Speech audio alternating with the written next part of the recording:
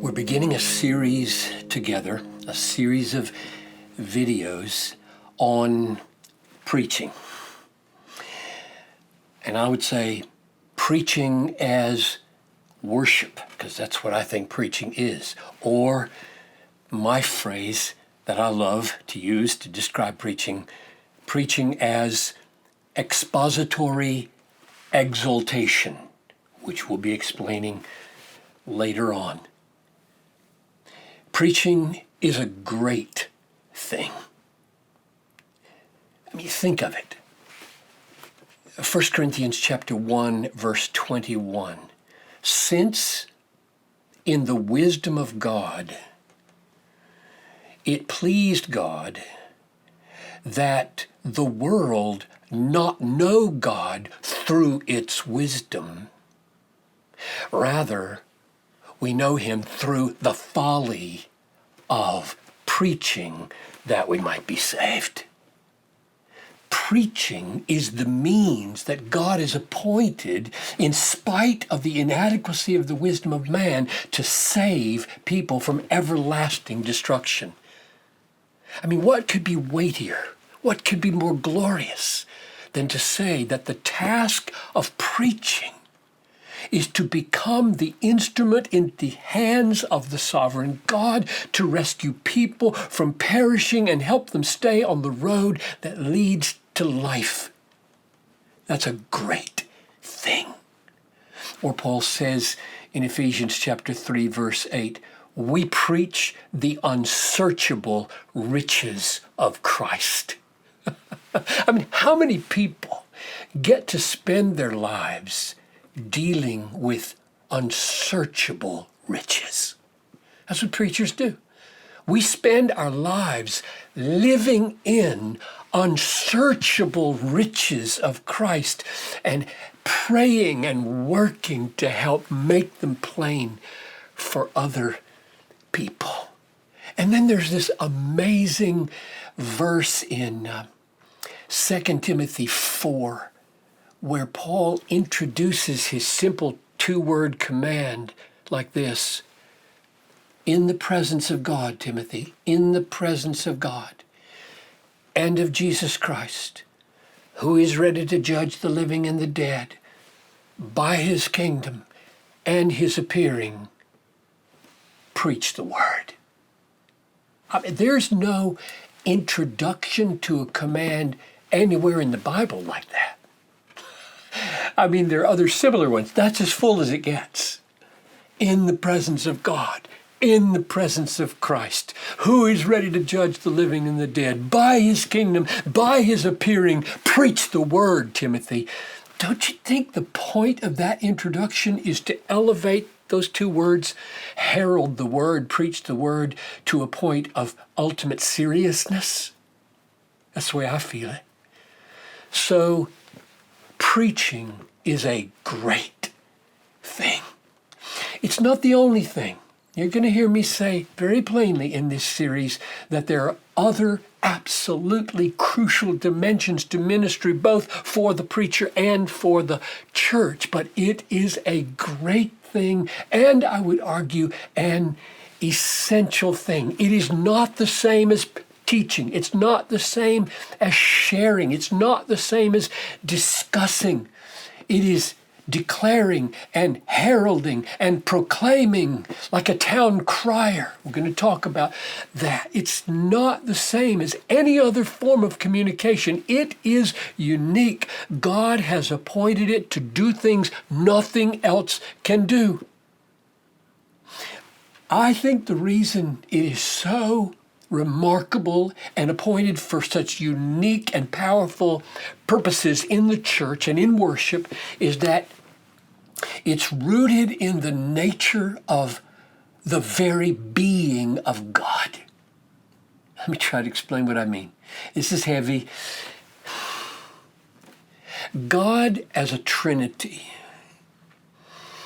the ultimate original Father, though the Spirit and the Son are co-eternal with the Father, The Father eternally begets the Son and the Father eternally spirate the Spirit, so that you have three persons in the Godhead. But when you step back and let the Bible shape how you think about that, you realize a couple of things. God knows God perfectly.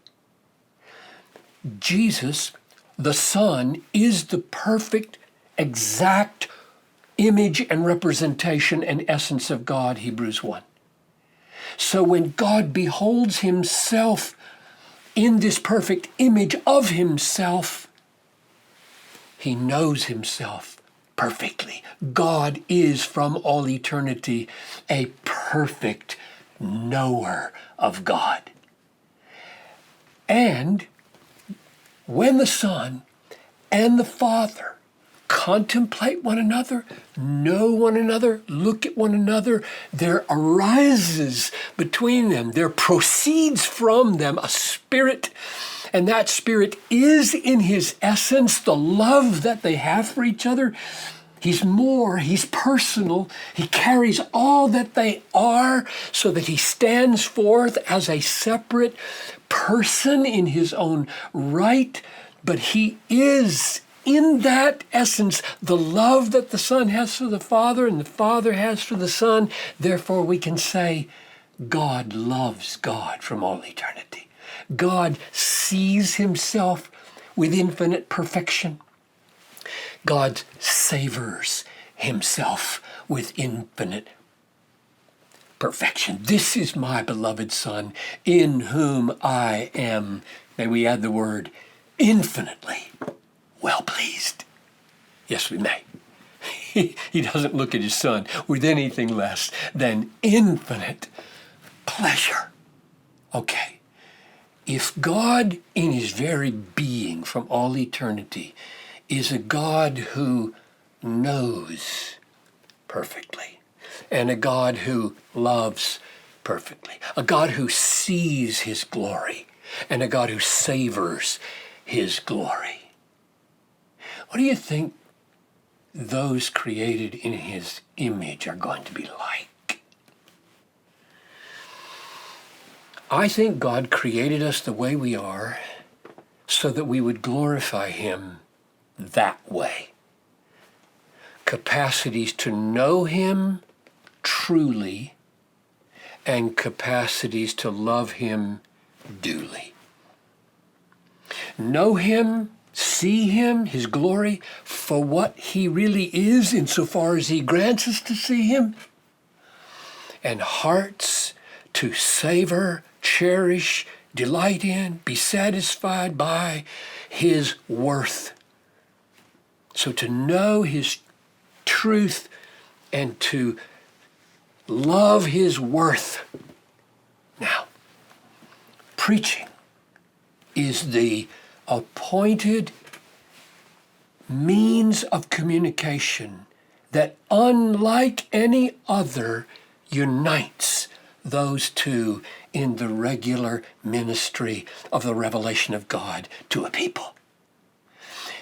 That's why I call it expository exaltation. Expository, it brings out the truth of God and it exalts over the worth of God. And in its exercise of exposition and exaltation, it not only embodies that worship and that glorification of God through knowing and loving, it imparts it to others. That's the great calling. That's the great task. By doing exposition, bringing out reality that's in the text and verbalizing it for the understanding of those created in the image of God, and exalting over what we have seen and what we have said so that our hearts are appropriately responding to the beauty of what's there, they can come awake with us to that truth and that worth. So I don't think preaching is a small thing. I don't think it's optional. I don't think discussion can replace it. Teaching can't replace it. Conversing can't replace it. And oh, believe me, I believe in teaching. I believe in conversation as essential to life. I believe in counseling. I believe in all kinds of word ministry that are not preaching and how important they are in the church. You'll hear more about that later. But oh, how I want you to see preaching as a glorious thing. There is nothing like it in the world. And I think God has appointed it for the awakening and the strengthening and the preservation of a supernatural community called the worshiping church. So I'm really eager to walk with you through our thinking together in these videos.